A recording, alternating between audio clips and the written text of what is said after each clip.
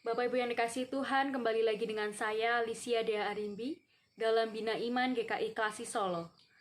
Pada saat ini kita bersama-sama akan membaca dan juga merenungi setiap firman Tuhan. Maka dari itu saya mengajak Bapak Ibu Saudara untuk kita bersama-sama menyatukan hati di dalam doa. Marilah kita berdoa. Bapa di surga, kami ucap syukur untuk setiap berkat juga penyertaan-Mu pada kami. Saat ini anak-anak-Mu ini sudah siap Tuhan untuk membaca juga merenungi setiap firman-Mu.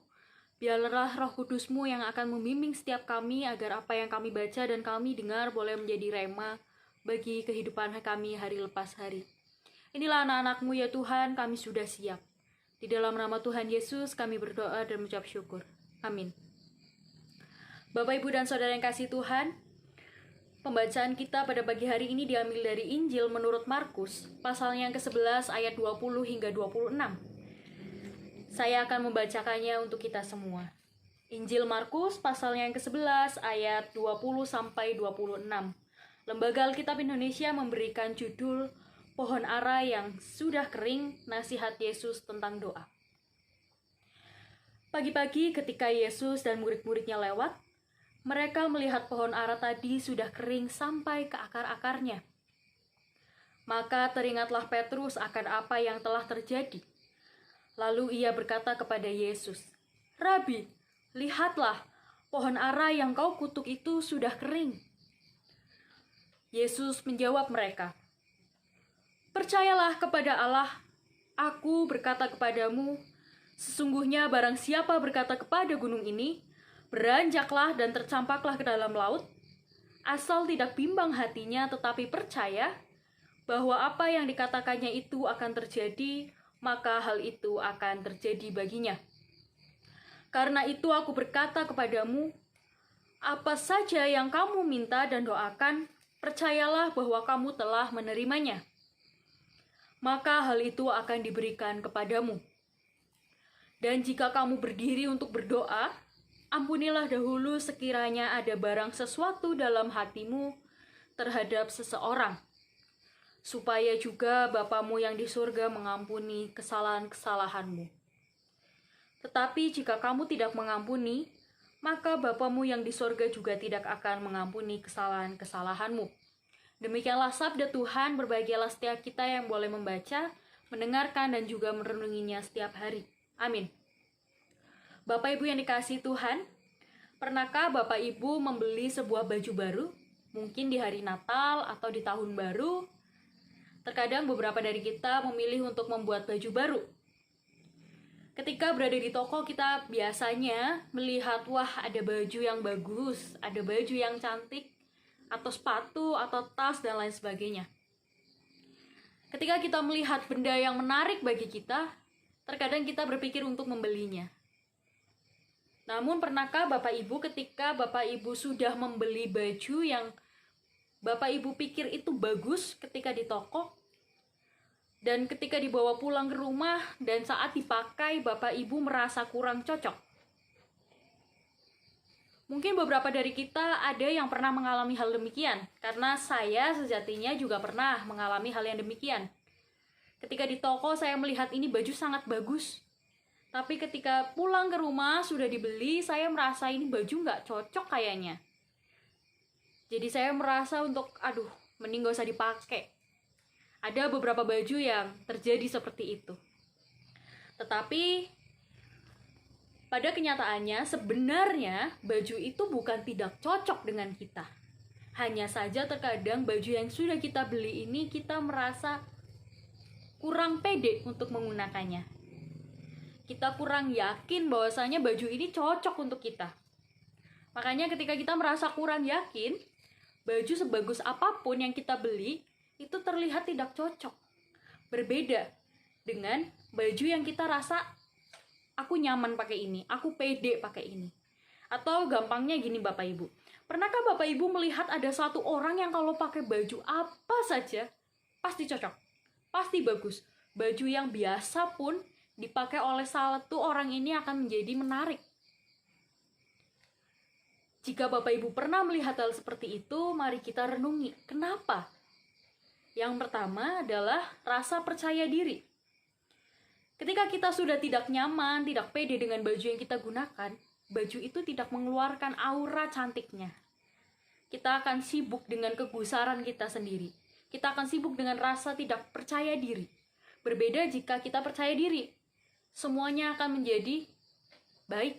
Semuanya terlihat lebih baik, lebih cantik, cocok, dan pas. Nah, pada saat ini Bapak Ibu yang dikasihi Tuhan, pembacaan kita diambil dari Injil Markus pasal 11 ayat 20 sampai 26. Dalam pasal ini dikatakan bagaimana kisah tentang pohon ara yang dikutuk oleh Tuhan Yesus. Jika kita mau mencermatinya bersama, awal mula kisah tentang pohon ara ini diambil dari Markus pasal yang ke-11 ayat yang ke-12 hingga ke-14. Di mana saat itu Tuhan Yesus bersama ke-12 muridnya meninggalkan Betania dan melihat ada satu pohon ara di jalan yang mereka lalui. Setelah itu adegannya adalah Tuhan Yesus mengutuk pohon ara ini. Namun tidak diberi keterangan pasti kenapa Tuhan Yesus mengutuk pohon ara tersebut. Benar-benar tidak ada penjelasan yang jelas tentang alasan apa yang mendasari Tuhan Yesus ini mengutuk pohon ara tersebut. Namun di dalam ayat yang ke-20 sampai 26 kita bisa melihat maksud Tuhan Yesus mengutuk pohon ara tersebut. Di dalam pas ayat ke-20 sampai ke-26, di sana diawali bagaimana Tuhan Yesus dan murid-muridnya melewati kembali tempat yang sama yang ada pohon ara itu. Dan ketika dalam perjalanan tersebut, Petrus teringat akan kejadian yang sudah berlalu, di mana Tuhan Yesus mengutuk pohon ara dan dia berkata kepada Tuhan Yesus, "Tuhan, pohon ara yang kemarin engkau kutuk, kini telah menjadi kering sampai ke akar-akarnya."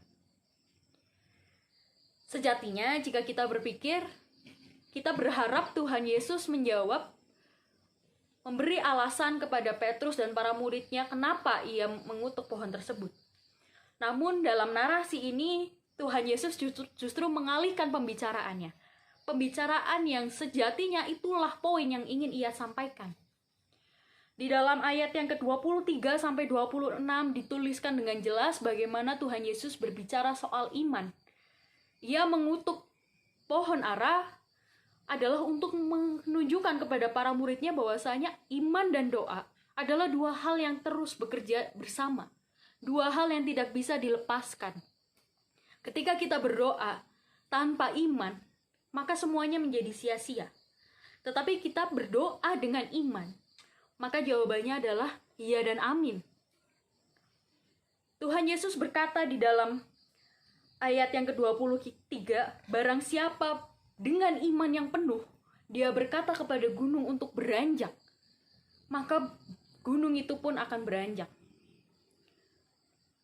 Namun sebelum itu Tuhan Yesus memeringati kita di dalam ayat 25 untuk tidak hanya menggunakan iman dan iman kita ke dalam doa, tetapi juga bagaimana kita berdoa dengan sungguh-sungguh. Kita melihat dulu diri kita, apakah kita sudah bersungguh-sungguh dengan doa kita. Ketika kita memohon pengampunan kepada Tuhan, apakah kita sudah mengampuni lebih dulu saudara-saudara kita.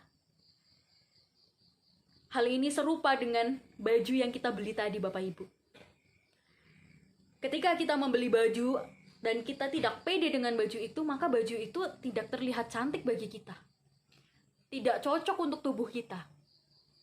Tetapi ketika kita pede, kita yakin bahwasanya ini baju bagus buat aku, untuk saya, untuk bapak, untuk ibu, maka baju itu menjadi cocok. Demikianlah iman. Iman dan doa adalah ya dan amin ketika kita memadukan keduanya itu. Doa kita akan diwujud nyatakan ketika kita benar-benar mengimani doa tersebut.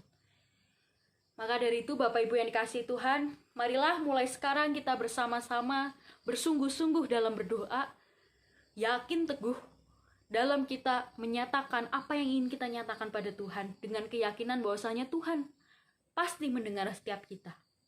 Dan kita menjadi pribadi yang terus berubah, pribadi yang diperbarui untuk mau memiliki kerendahan hati, mau mengampuni rekan-rekan kita, saudara kita, siapapun yang menyakiti kita. Untuk menjadikan doa ini tidak hanya sebatas kata-kata saja, melainkan doa menjadi ya dan amin, doa yang dipupuk dengan iman yang teguh. Amin.